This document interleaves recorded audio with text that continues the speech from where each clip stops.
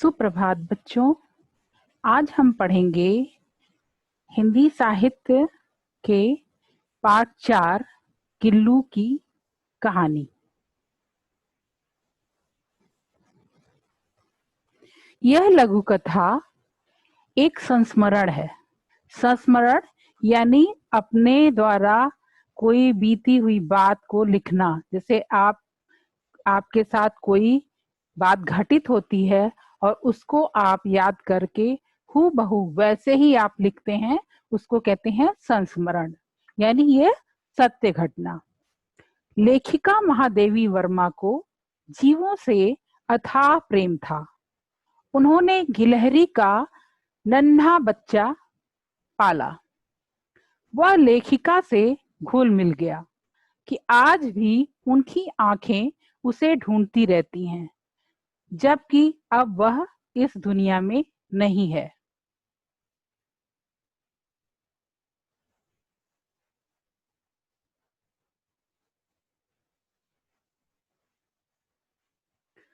सोनजूही में आज एक पीली कली है। सोनजूही एक जो है फूल का नाम है, जिसमें एक पीली कली है। इसे देखकर अनायास ही उस छोटे जीव का स्मरण हो आया, जो इस लता की सघन हरितिमा यानी सघन यानी घनी और हरितिमा यानी हरियाली, घनी हरियाली, सघन हरितिमा में छिपकर बैठता था और फिर मेरे निकट पहुंचते ही कंधे पर कूदकर मुझे चौंका देता था। तब मुझे कली की खोज रहती थी, पर आज उस लघु प्राण की खोज है। लघु प्राण यानी जो छोटा प्राणी हो, छोटा जीव हो, उसको लघु प्राण कहते हैं।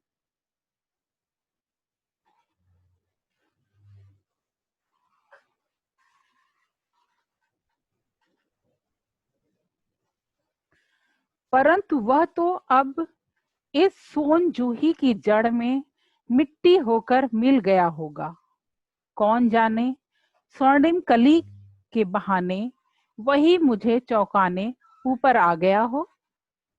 अचानक एक दिन सवेरे कमरे से बरामदे में आकर मैंने देखा, 2 कौवे एक गमले के चारों ओर चोंचों से छुआ छुअव्वल जैसा खेल खेल रहे हैं। बच्चों, आपने छुआ छुअव्वल खेल खेला होगा, एक दूसरे को छूना, पकड़ना, भागना, उसी तरह का। यह काकभुशुंडी भी विचित्र पक्षी है।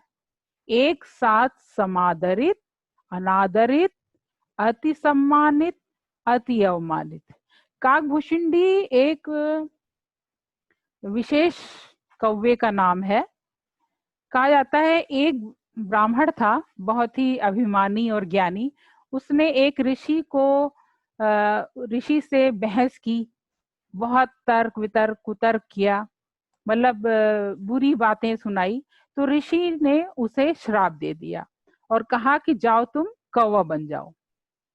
अब वो जो कौवा था वो रोने लगा कि ऋषि, आपने ऐसा श्राप मुझे क्यों दिया। तब ऋषि ने कहा कि तुम वास्तव में कौवे तो बन जाओगे, परंतु तुम बहुत ही ज्ञानी कौवे रहोगे और तुम जो है राम की कथा सबको सुनाओगे। तो ये काकभुशुंडी जो है रामचरितमानस की कथा सुनाते थे, तो इसीलिए कहा गया काकभुशुंडी भी विचित्र पक्षी है। तो यहाँ कौवे को काकभुशुंडी कहा गया। एक साथ समादरित यानी एक साथ ही उसको आदर भी मिलता है और अनादर भी मिलता है और सम्मान भी मिलता है और उसको अवमानना भी उसको मिलती है। यानी लोग उसको अवमानित करते हैं, यानी पत्थर फेंक के मारते हैं। जब कौवा आता है तो आपने देखा होगा उसको कैसे सब लोग जो है पत्थर फेंक के मारते हैं।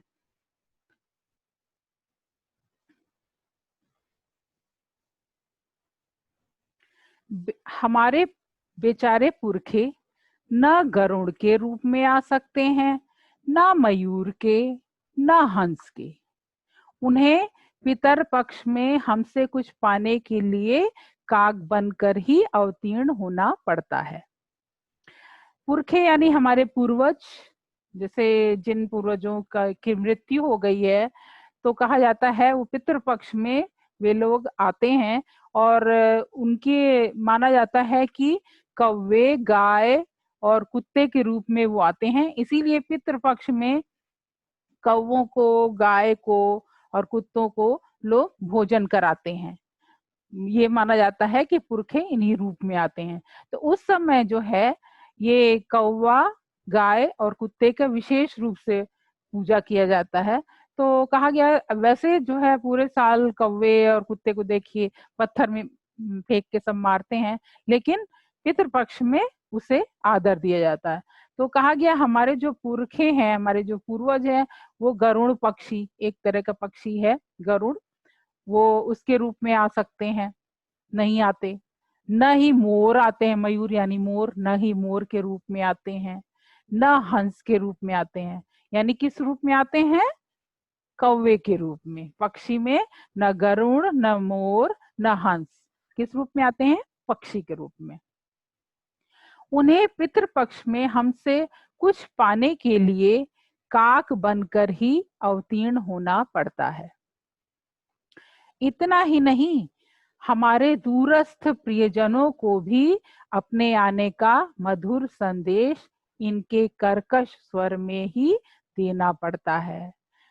मतलब कि अवतीर्ण होना यानी वो पितृपक्ष में जो हमारे पूर्वज हैं वो कौवे बनकर आते हैं। और इतना ही नहीं है, जो दूरस्थ, कहा जाता है कि जब कौवा घर की छत पे बोलता है तो कहा जाता है उस दिन कोई आने वाला है। तो दूर रहने वाले हमारे कोई प्रियजन आने वाले हैं, तो कहा जाता है कि जो कौवा जब आने की, उनके आने की खबर करता है, मधुर संदेश इनके ही कर्कश स्वर। कौवा जैसे काव काव, उसका स्वर बहुत ही कर्कश होता है।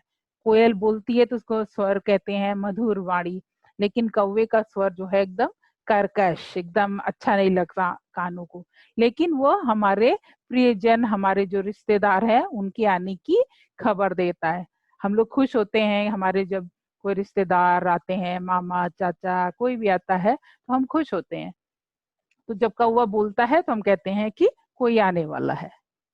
दूसरी ओर हम कौवा और काव काव करने को अवमानना के अर्थ में ही प्रयुक्त करते हैं। अच्छा, जो कहा गया आदर कहाँ करते हैं? आदर हम पूर्वज के रूप में, देखिए पूर्वज के रूप में जब आते हैं उस समय हम उनकी क्या करते हैं? उनको आदरित करते हैं। कहा ना, समादरित और अवमानित। तो उस समय हम आदर करते हैं। और जब जो हमारे रिश्तेदार यानी प्रियजन आते हैं तो भी हम उनका आदर करते हैं। लेकिन उनकी अवमानना कब करते हैं? उनको कब भगाते हैं? जब उनकी काव काव कर्कश आवाज सुनते हैं तो।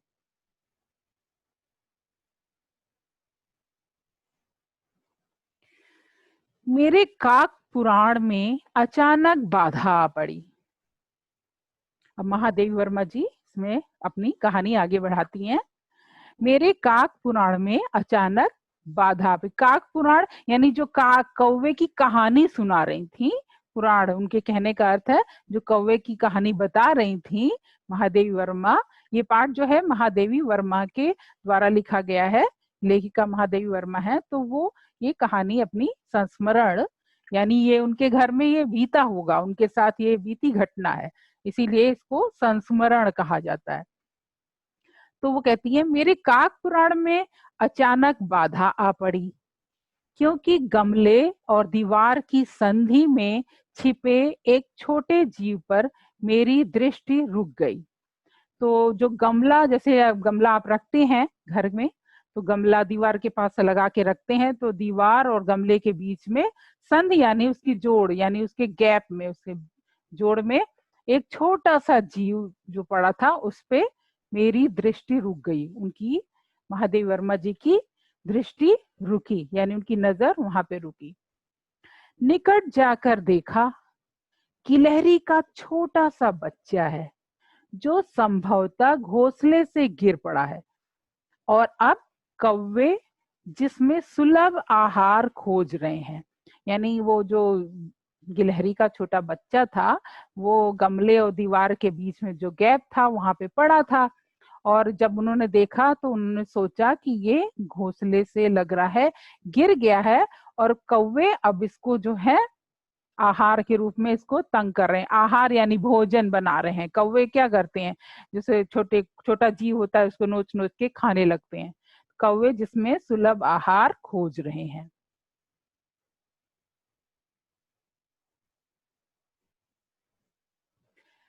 काकद्वय की चोंचों के दो घाव उस लघु प्राण के लिए बहुत थे। काकद्वय, काक माने कौवा, द्वय माने दो, दो कौवे थे ना, दो कौवे अपने चोंचों से दो घाव उस लघु प्राण के लिए बहुत थे। मतलब छोटा सा, देखिए छोटा सा गिलहरी का बच्चा होता है, और कौवे उसको अगर चोंच से मारे तो अगर दो घाव उसको लगा हो तो वो भी उस छोटे जीव के लिए बहुत है। देखिए हमारे एक छोटा सा कट लगता है, छोटी सी चोट लगती है, कितना दर्द होता है, और जिसका शरीर ही छोटा हो तो उसको कितना दर्द होगा। अतः वह निश्चेष्ट सा गमले से चिपटा पड़ा था। निश्चेष्ट यानी बेहोश, जिसकी चेतना ना हो, बेहोश सा, वो जो है गमले से चिपक के पड़ा था। सबने कहा, कौवे की चोंच का घाव लगने के बाद यह बच नहीं सकता। अब जो और आसपास के लोग आए होंगे लेखिका के, उन लोगों ने कहा होगा कि कौवे की चोंच लगने के बाद अब यह जो है गिलहरी का बच्चा, यह अब बच नहीं सकता।